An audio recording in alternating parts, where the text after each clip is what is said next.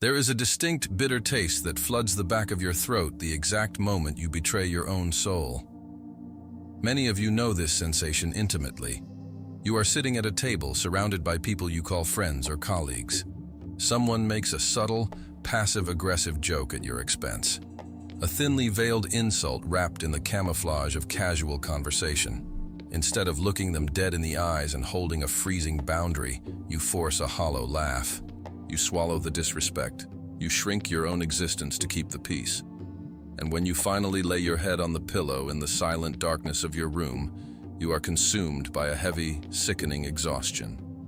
You realize that you have, once again, acted as an accomplice to your own psychological destruction. But the sovereign mind must look at this cowardice through the cold, surgical lens of human evolution. You are not weak. Your biological survival instinct has simply been hacked. For thousands of years, survival depended entirely on remaining safely within the herd. To cause conflict was to risk exile, and exile meant death.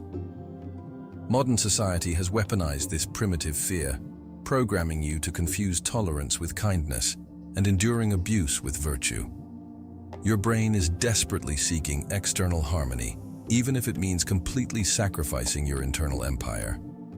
Today, we will dismantle the architecture of this false peace. We will reveal the 4 phases of the disrespect infection.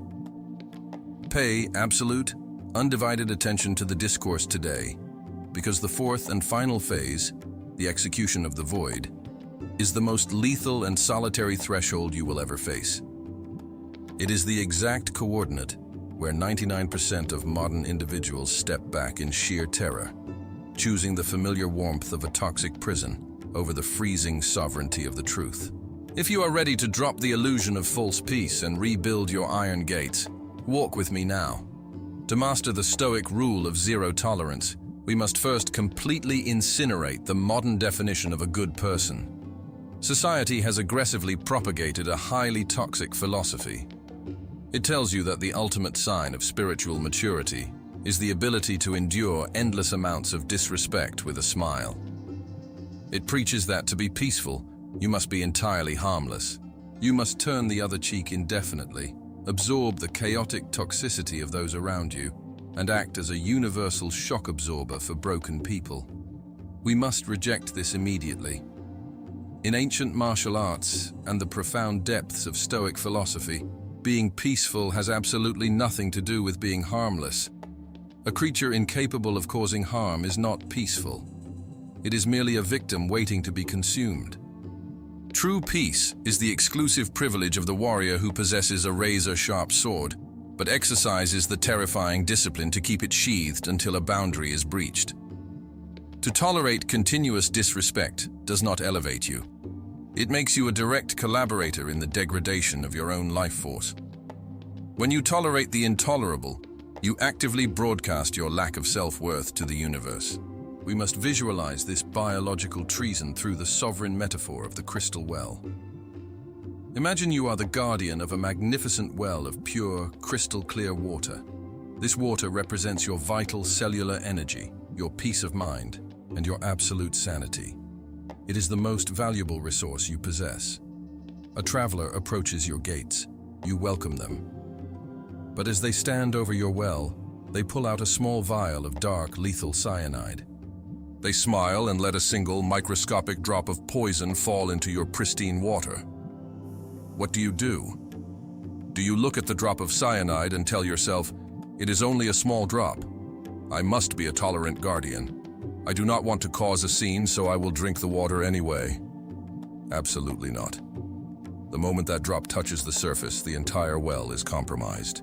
Your survival instinct instantly commands you to draw your blade, expel the poisoner from your land, and seal the heavy iron gates. You do not negotiate with cyanide.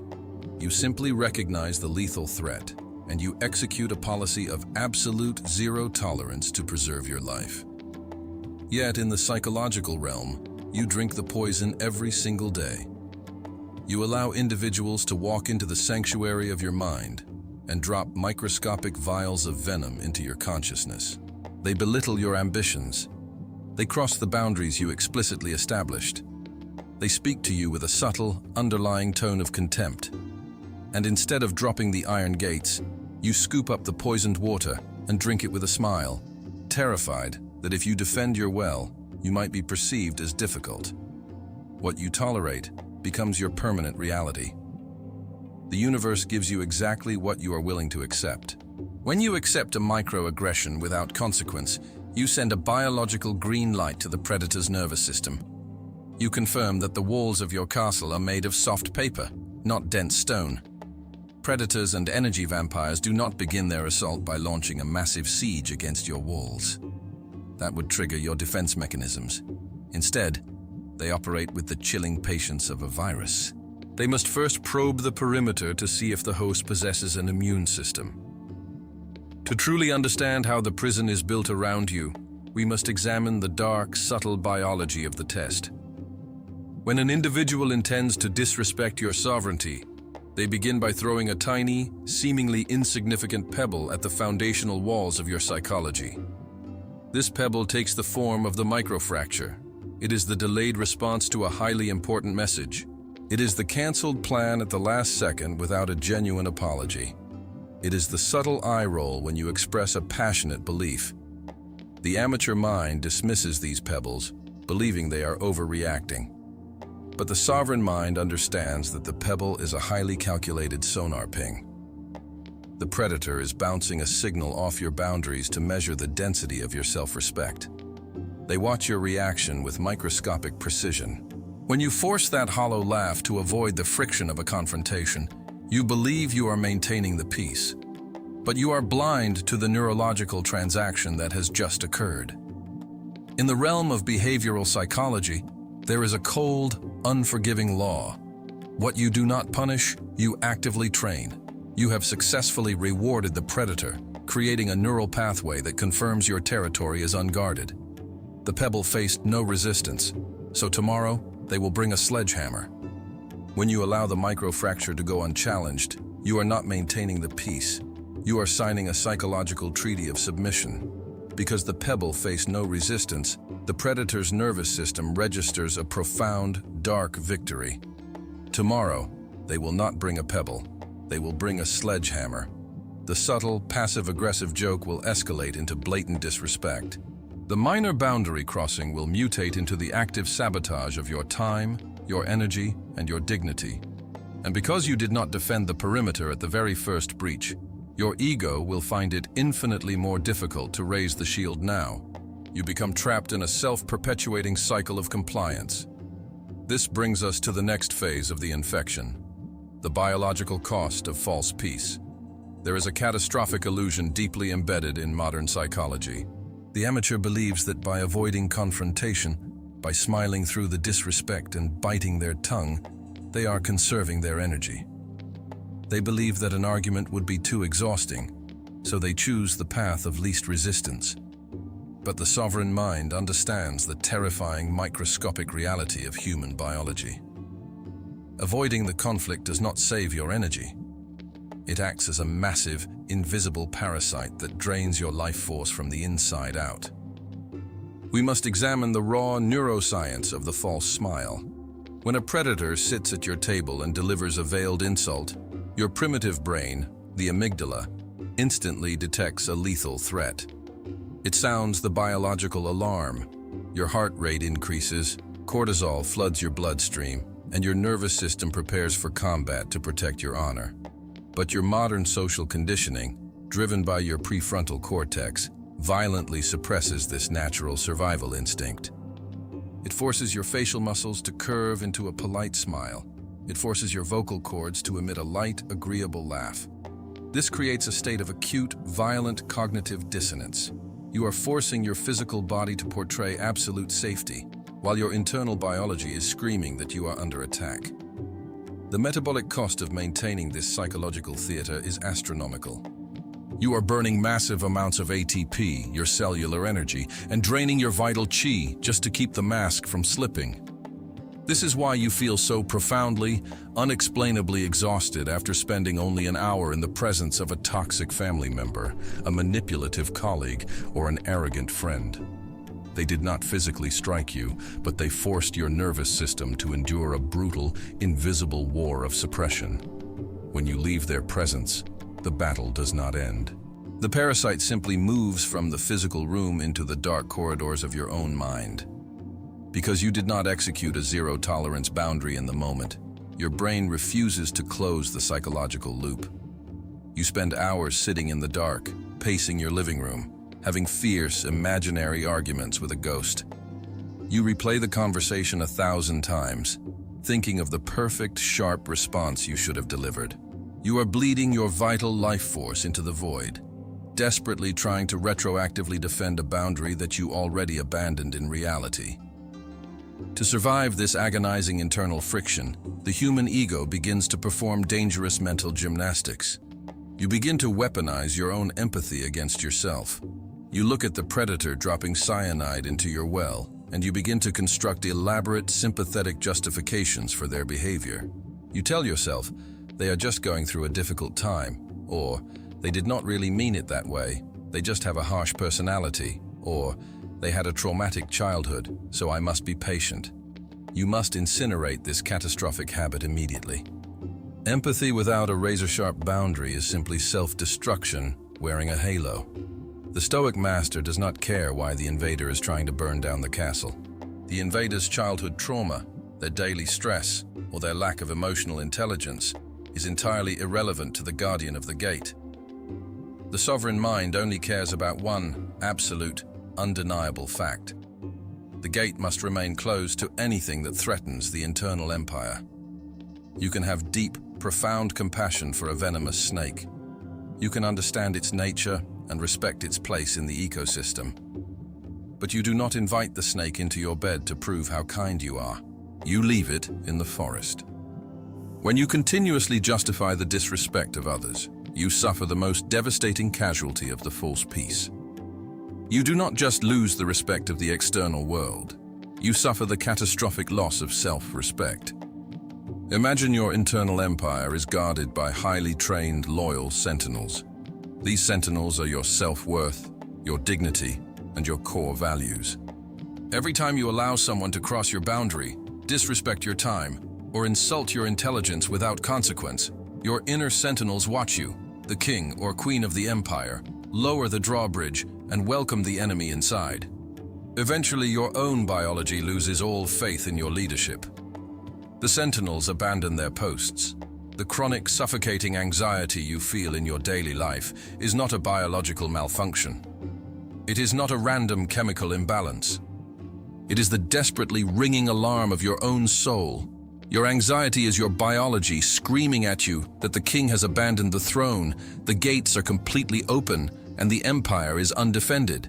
You cannot medicate this specific type of anxiety away.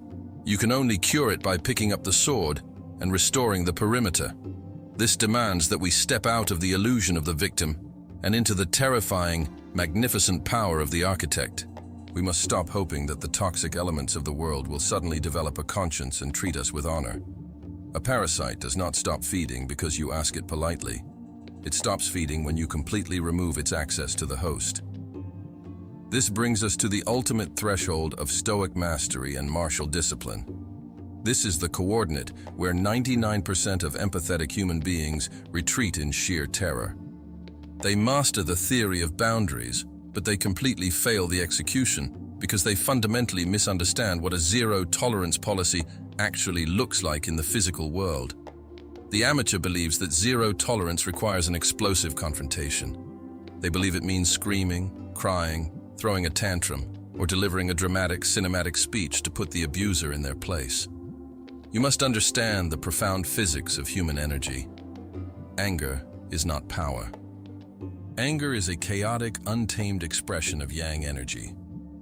When you explode in rage, when you yell and desperately try to explain to the disrespecting party exactly how much they hurt you, you are handing them the absolute key to your nervous system. You are proving to them that they possess the magical power to completely dictate your emotional weather. The predator watches you scream, and they feel a massive surge of dopamine, because your loss of control is the ultimate validation of their dominance.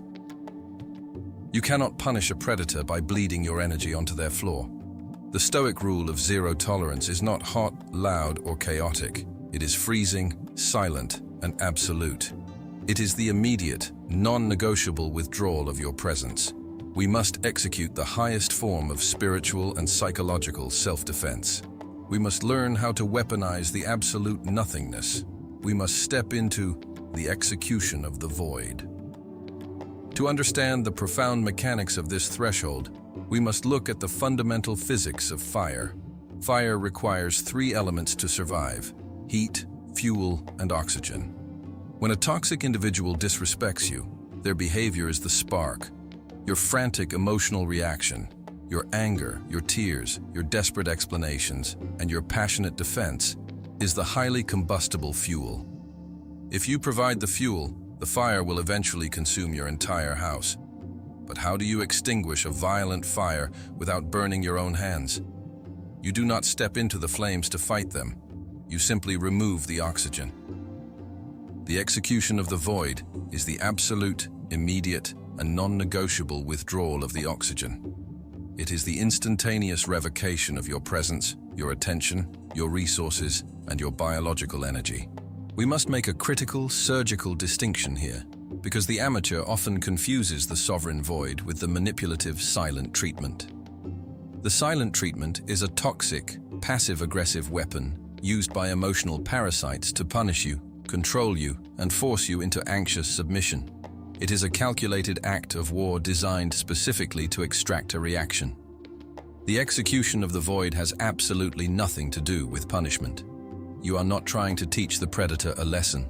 You are not waiting in the shadows, secretly hoping they will realize the magnitude of their mistake, feel deep remorse, and come crawling back with a cinematic apology. The sovereign mind accepts a cold, terrifying biological truth. A true psychological parasite does not possess the hardware for genuine remorse. Executing the void is not a negotiation, it is an evacuation. You are simply recognizing that the building is structurally compromised, and you are walking out the front door forever. When the microfracture occurs, when the passive-aggressive joke is told, or the boundary is blatantly ignored, you do not launch into a defensive monologue. You do not write a massive, highly emotional paragraph explaining exactly how they damaged your feelings. Presenting a logical, heartfelt defense to a psychological predator is like reading a legal contract to a hungry wolf. It is entirely irrelevant noise. Instead, you look at them with a flat, unreadable, completely dead expression. You do not force the polite smile. You do not scowl in anger. You become a statue carved from heavy, dark granite. You let the absolute silence hang in the air, creating a suffocating, heavy vacuum in the room. And then, you turn your back and you leave the arena. You block the access. You close the heavy iron gates of your empire with a resounding, undeniable thud. No final warnings, no dramatic ultimatums, no grand closing statements.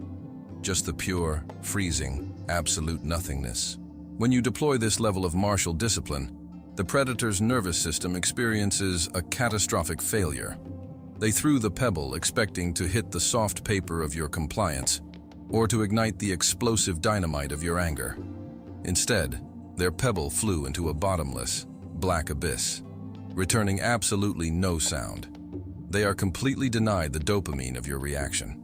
They are starved of your vital chi. The parasite will inevitably pack up its toxic weapons, confused and exhausted, and wander off into the shadows to find a weaker, more reactive host. You have won the battle. You have preserved your cellular energy. You have kept the cyanide out of the well. But as the heavy iron gates close, and you step back into the sanctuary of your own mind, a new, far more agonizing psychological war begins. Defeating the external predator is merely a matter of tactical mechanics. Surviving the internal aftermath is the true, brutal threshold of mastery. This is the precise reason why people tolerate the intolerable. When you execute the void on the toxic individuals in your life, you are instantly left with a massive, echoing vacuum. You must confront the absolute terror of the empty hall. Human beings are biologically wired for tribal connection. Your primitive brain screams that isolation is a death sentence. Therefore, when you drop the iron gates, your ego will violently rebel. It will flood your mind with terrifying doubt. It will whisper that you were too harsh, that you are going to end up completely alone, and that perhaps the disrespect was not actually that bad. You must confront a profound philosophical choice. You must choose between sitting at a loud, crowded, magnificent banquet where every single piece of food is laced with microscopic drops of poison, or sitting entirely alone in a silent, empty hall, eating a simple bowl of pure, untainted rice. The amateur is deeply terrified of the empty hall. They will gladly eat the poisoned food just to hear the sound of other voices, slowly dying from the inside out, simply to avoid the heavy discomfort of their own company. But the Stoic master craves the empty hall. The sovereign mind understands that solitude is not a prison. It is the sacred forge where emperors are created. It is only in the absolute silence of the void that your nervous system can finally power down. The toxic cortisol drains from your blood. The exhausting hypervigilance ceases. The inner sentinels, seeing that the king or queen has finally secured the perimeter, return to their posts and stand guard. You realize that the empty hall is not lonely. It is perfectly, magnificently safe. I know the exact crushing weight of the invisible scars you carry on your back. I know the profound, agonizing grief of looking at people you have loved deeply. Family members, childhood friends, intimate partners, and realizing that they are the ones holding the vial of cyanide. It is a devastating, soul-crushing mourning process. You are not just grieving the loss of a relationship. You are grieving the violent death of the illusion you built around them. You have spent years of your biological lifespan acting as a translator for their toxicity, burning your own vital cellular energy to maintain a fragile, fabricated peace. You were taught that true loyalty meant absorbing their poison. You were lied to. You were handed a magnificent, high-performance biological vessel capable of bending reality, and you were manipulated into using it as an emotional landfill for people who refused to heal themselves. But you must look at the heavy solitude of your current path through a new, sovereign lens. The fact that you are standing here today, feeling the pain, still possessing the capacity for deep empathy, and finally recognizing the necessity of the iron gates, is absolute, undeniable proof of your terrifying biological resilience. You are not a victim of their disrespect. You are the unbreakable survivor of a war they could never win. Your exhaustion is the sacred proof of your survival. The era of your compliance is officially dead. The illusion of the virtuous passive victim has been burned to the ground. You have learned the lethal mechanics of the microfracture. You have understood the astronomical biological cost of the false smile, and you have mastered the terrifying, purifying fire of the execution of the void. You are no longer a participant in their pathetic, toxic game. You are the silent, untouchable architect of your own empire. So I leave you with one final, visceral reality to confront as the screen fades to black and you step back out into the heavy noise of the world. Tomorrow morning, the test will inevitably arrive. The universe will send a predator to probe your new perimeter. A passive-aggressive remark will be made. A boundary will be subtly tested.